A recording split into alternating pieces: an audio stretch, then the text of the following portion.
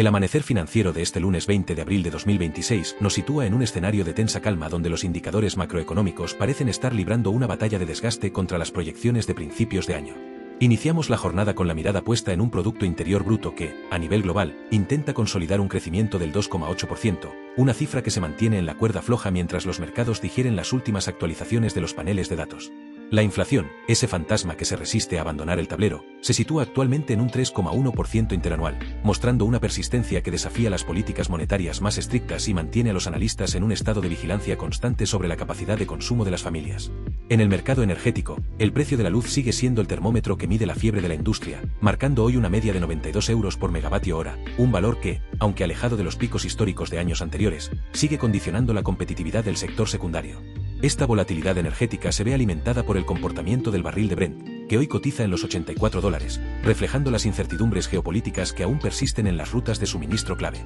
Por su parte, el Euribor a 12 meses se estabiliza en el 3,45%, una cifra que, si bien ofrece un respiro comparada con los máximos del ciclo anterior, sigue manteniendo la presión sobre el mercado hipotecario y el acceso al crédito bancario. Las previsiones del Fondo Monetario Internacional y el Banco Central Europeo no dejan lugar a la complacencia, sugiriendo que nos adentramos en un periodo de ajuste estructural donde la eficiencia será la única tabla de salvación para las economías nacionales. El BCE ha sido especialmente enfático en sus últimas comunicaciones, señalando que la hoja de ruta para el resto del 2026 dependerá exclusivamente de la convergencia real de los precios hacia el objetivo del 2%, un horizonte que todavía se percibe difuso entre la niebla de los datos de empleo y la desaceleración del comercio exterior. En este primer bloque, entendemos que la estabilidad es hoy un concepto relativo, y que la gestión del riesgo se ha convertido en la herramienta de supervivencia más valiosa para cualquier agente económico en este lunes de abril. Continuamos con el análisis de la arquitectura financiera que sostiene este arranque de semana. Si el primer bloque nos situaba en el terreno de las cifras macro, esta segunda parte del guión profundiza en la microeconomía y la respuesta de los mercados de capitales ante el endurecimiento de las condiciones crediticias.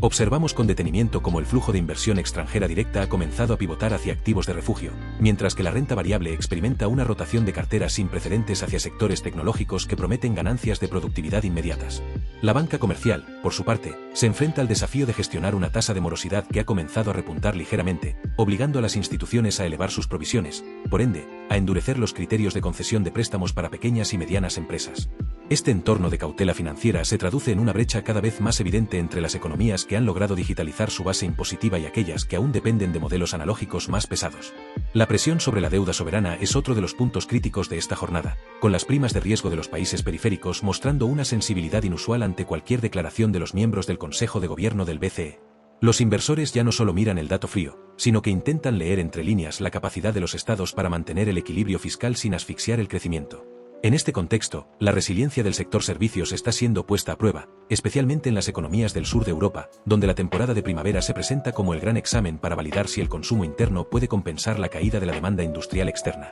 La interconectividad de los mercados actuales significa que un ajuste en las expectativas de tipos de interés en Frankfurt tiene repercusiones inmediatas desde las bolsas asiáticas hasta los parques americanos. Estamos presenciando una reconfiguración de las cadenas de valor que ya no solo buscan el coste más bajo, sino la seguridad más alta, un cambio de paradigma que el FMI define como la era de la seguridad económica sobre la eficiencia absoluta. Esta transformación está impactando directamente en los costes logísticos, que a pesar de la relativa estabilidad del crudo, se ven encarecidos por las nuevas normativas ambientales y de seguridad que entran en vigor este trimestre. El análisis de hoy nos obliga a preguntarnos si las estructuras financieras actuales son lo suficientemente robustas para soportar un estancamiento prolongado o si, por el contrario, estamos ante el preludio de una necesaria y dolorosa corrección de los activos globales. Al adentrarnos en el corazón de esta jornada, el foco se desplaza irremediablemente hacia el mercado laboral y la transformación del capital humano, factores que están redefiniendo la productividad en este Ecuador de la década. A pesar de los vientos de desaceleración, las cifras de empleo muestran una resistencia paradójica, con una tasa de desocupación que se mantiene en mínimos técnicos en las principales potencias, aunque esta estabilidad oculta una realidad más compleja, la creciente brecha de habilidades.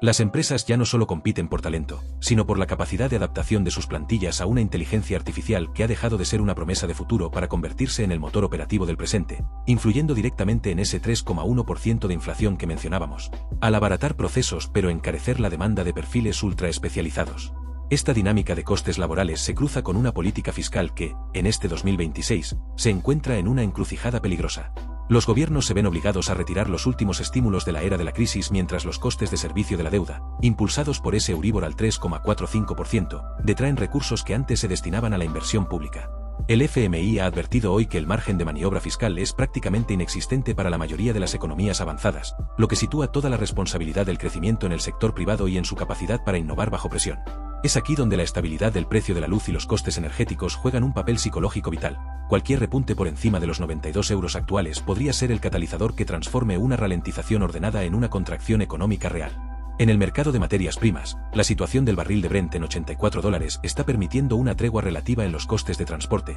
pero la mirada de los expertos se desvía hacia los metales críticos. La transición energética ha creado una dependencia de materiales como el litio y el cobre que presentan una volatilidad superior a la del petróleo, afectando directamente a la fabricación de bienes de equipo y vehículos. Esta inflación verde es el nuevo reto que el BCE monitoriza con lupa, entendiendo que los objetivos de sostenibilidad pueden entrar en conflicto directo con la estabilidad de precios a corto plazo. No se trata solo de cuánto cuesta producir hoy, sino de cuánto costará mantener la infraestructura de mañana en un mundo donde el dinero ya no es barato y los recursos naturales son el nuevo campo de batalla de la geopolítica económica. Para cerrar este análisis del 20 de abril de 2026, debemos proyectar la mirada hacia el cierre de los mercados y lo que las mesas de negociación nos dicen sobre el sentimiento de los inversores para el resto del trimestre. La sesión de hoy concluye con una sensación de realismo pragmático. El optimismo ciego de principios de año ha sido sustituido por un análisis exhaustivo de los balances corporativos, donde el flujo de caja libre es ahora el rey indiscutible frente a las promesas de crecimiento futuro. Los analistas coinciden en que la estabilidad del Euribor en este 3,45% marca un suelo psicológico que permitirá a los mercados de deuda encontrar un nuevo equilibrio, siempre y cuando los datos de inflación no arrojen sorpresas desagradables en las próximas lecturas.